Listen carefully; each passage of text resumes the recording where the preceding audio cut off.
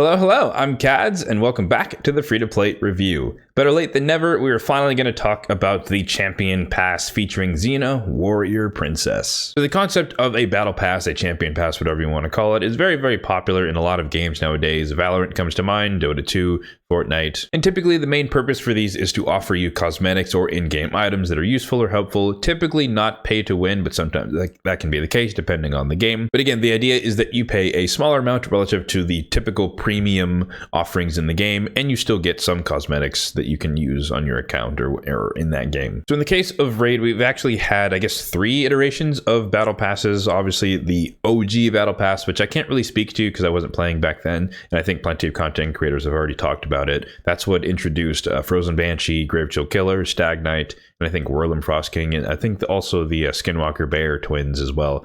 There's a bunch of champions that you could get. I think it was $25 way back in the day, and you could get all of those champions if you paid that amount, and lots of people did. They enjoyed it. I don't know if there are other rewards aside from those champions. You'd have to ask people who were actually around back then. But the second iteration is, of course, the Forge Pass, where I think it's, what, $10 or something? I forget how much it actually costs. Never really looked at it.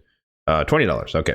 So it's $20, and then you get one of, I think, 4 different sets, which is pretty powerful. They're pretty useful. Fortunately, as a free-to-play, you don't really get access to these just because you get a really small amount of forge materials, but I digress. So if you pay $20, you can get pretty decent value, pretty good sets, Defiant set, Instinct set, Bolster set, etc. And so now we have the third iteration of the Battle Pass in Raid, which is the Champion Pass featuring Xena, Warrior Princess, who unfortunately is kind of before my time as well, like in life before my time. I'm familiar with her name.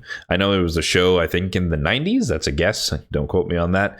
But yeah, never watched it, have no attachment to her whatsoever. But considering the age demographic of a Raid player, which is usually, at this point, I think it's really in the 30s and 40s, maybe a little bit into the late 20s as well, myself included. So there are definitely plenty of 80s and 90s kids who will have more of an attachment to Xena Warrior Princess. So what are my thoughts on the Champion Pass? I'm going to cut right to the chase and kind of just lay it out there and say that it's trash. It's shit.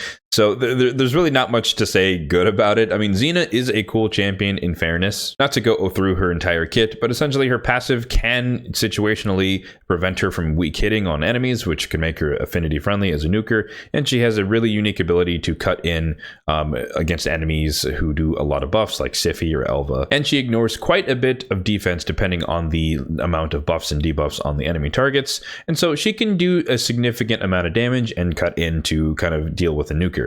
Now the problem with that is reaction and stone skin. So cutting in early is kind of like 2020 meta as far as this old speed meta, and in today's day and age where it's more about slow or stone skin, Live Arena has kind of brought back speed a little bit, but a lot of people run stone skin, a lot of people run reaction because CVC has been out for years now at this point, and so she doesn't really help majority of players, at least in the super end game, because going right after Siphi just means you hit a bunch of champions under stone skin or you hit a bunch of reaction, and so using your nuke, big nuke right at that point is not really going to do much for you. That said, of course, for the more average or progression player, she's absolutely going to counter all of the speed champions you may encounter at that stage of the game, so she'd be great for that purpose.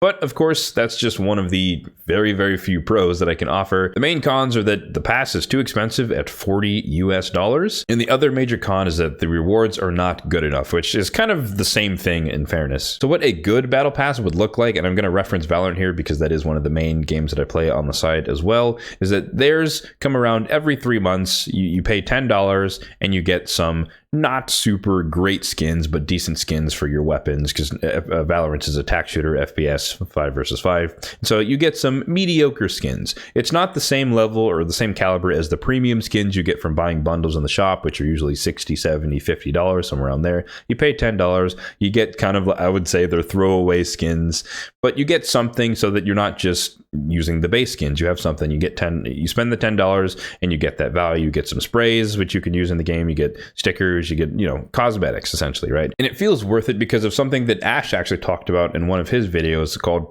price anchoring. And so, as I mentioned, the bundles, the premium bundles are usually $50, $60, $70+ dollars. And so spending $10 and getting a bunch of different cosmetics, again, the quality is lower. You're not going to have all the fancy particles and effects and all that stuff, right? It's going to be more a basic skin. skin. But again, it feels worth it because you know that the premium stuff is 5, 6, 7 times as much, and you're getting multiple skins for $10. It feels like a great value. So for this champion pass, you would be spending $40 US, and essentially you're buying one champion, and that's kind of it. The sacred shard here is on the free path, so you don't have to pay for that at all. So we can't really count that as part of the value as far as buying the pass. And then if you look through all the premium rewards, it's pretty garbage, right? There's, accessories, chickens, tiny amount of gems, tiny amount of silver, just not worth it. Clan boss key, I don't know why you would even need that in this.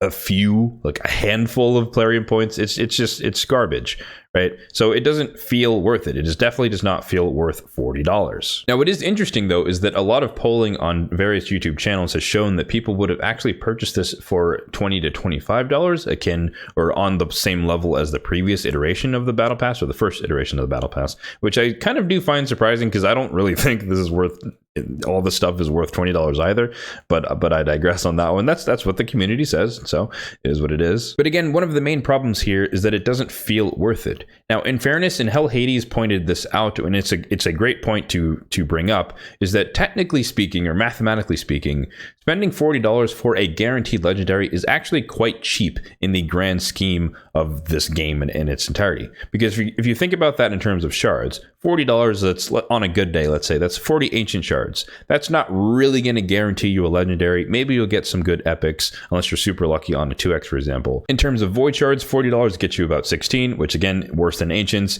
You have even less chance to get a void legendary from that, so you're not really going to get much for it. And sacreds, of course, are the worst. Let's just round up to 45, because usually a good deal would say the sacred is around $15. So you'd get 3 sacreds for $45, meaning most likely, right, you're walking away with 3 epics, not 3 legendaries. So in terms of the raw math of it all, technically $40 for a guaranteed legendary is cheaper than any guaranteed event in the game.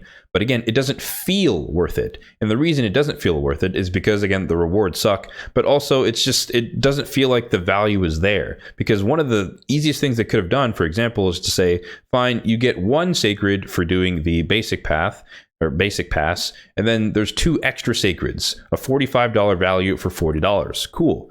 That would be a start. I don't think that would be enough on its own. I would still want there to be some amount of ancient shards, some amount of void shards, probably some primals in there. Make it feel worth it. Make it give the value of something worth $40, more so than just the champion. Or of course, bring the price down to, something more reasonable, or that feels more reasonable, to something around $20, $25. But even then, I would still want some improvement to the rewards. I don't think a bunch of accessories and silver is really going to cut it. So as I hinted at in a previous video, that yeah, my opinion is not really that much different from everybody else's. Again, this does not feel that worth it.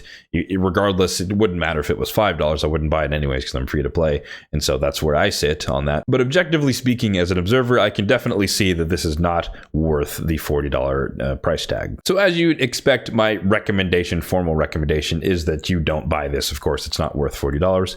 But I also like to recognize the autonomy of people and say, technically, if you feel like it's worth the money, then don't be afraid to buy it. I know there's been a bit of recent drama in the content creator community surrounding the Battle Pass. I haven't really tuned into that because personally, I absolutely hate drama. I know a lot of people enjoy a little bit of ruckus in life, but I absolutely hate drama. I've not really tuned into any videos from that saga, so I'm not really responding to anyone in particular, not naming names. But I always feel like I believe in the autonomy of the player base and their capability to make decisions on their own. So if $40 is worth it to you, and it was worth it to, I think, somewhere around 10% of people polled, maybe 5 to 10% of people polled, then don't feel bad for buying it because it felt worth it to you, and that's really all that matters. But on the other side of the coin, if you feel like it's not worth it, then for you, don't buy it. But don't lambaste other people for buying it because they felt that it's worth it. That's just don't tell people how to play. Let them play the game how they want to play the game. I don't mandate that anyone play the game free to play, just like myself, and I don't really get mad when whales wail out because, hey, they feel like it's worth it and they get the advantages that come with that. Fair play. Let them do them, and I'm going to do me. So in conclusion here, I do want to stress that yes, Plarium absolutely dropped the ball on this. The rewards aren't good enough and it's too expensive, or some mix or combination of those two grievances. But piggybacking off my last point, I do want to talk about the whole concept of boycotting or mandating that people not buy the pass in order to stick it to Plarium, etc., etc. Again, I don't think that anyone should tell you how to spend your money or how to play the game. That's up to you as the individual. But more importantly, boycotts can be an effective means of getting or garnering change of some sort. But at the end of the day, the most important thing you guys need to remember is that the numbers don't lie. And what I mean by that is that no matter how many talking heads say that we're all going to do this and we're all going to do that and we're going to stick it to Plarium, if a bunch of people, 80% of the player base, that's an exaggeration in this case, but if 80% of the player base was buying this pass at $40, then Plarium would know that, well, there are a lot of people yelling online, but the numbers are showing that majority of people are happy with the price, right? That's probably not the case, just stating that as an example. And I know there are a lot of people skeptical about Plarium doing anything that would help the community or help the player base, but nonetheless, I do want to highlight something that did happen recently that kind of showcases the concept of the numbers not lying. And what I'm referring to, of course, is the price change that they made for primal shards. Now, you could argue that because of the community and people saying, I'm not buying primal shards, and it was all the uproar and the Reddit posts and all these things that really drove them to do it, and I absolutely disagree with all of that. That's not to say that they're not listening to the community when they're not happy about things, but again, they're more focused as a company, as a business. They're more focused on the numbers. And what the numbers definitely showed was that people were actually not buying it, not just saying they weren't going to buy it, but also secretly buying it, right? It's just like the same thing of we all say 10x's are not worth it. But I can definitely assure you that there are numbers to support that people are more than happy to waste their shards, pull their shards during 10x's, proving that relative to Plarium, they don't really need to change the chances because there are still a bunch of people who still feel that a 10x is worth it on its own, despite all the talking heads, myself included, saying it's probably mathematically not worth it at all, or just lower your expectations when you pull for them. So the reason I'm talking about primal shards is because, of course, they did lower the price point from, I think, around $7 or $8 per primal to around 5 something or whatever. I don't really pay attention to prices that much for obvious reasons, but the point is the numbers showed that players were actually not buying them at the price point. So what do they do as a business? They lower the price, try to increase demand. This is basic economics. So to bring this conclusion full circle, I just want to say once again, play the game however you want to play, spend your money however you want to spend it. Don't let someone mandate to you how you should do or what you should do with your money in a game. We're all in this to have fun, and that's the main purpose. And I'm also not sitting here saying that you guys should not get angry or whatever when Plarium does something that doesn't please you, because hey, you're an independent person, you're allowed to have your own opinions.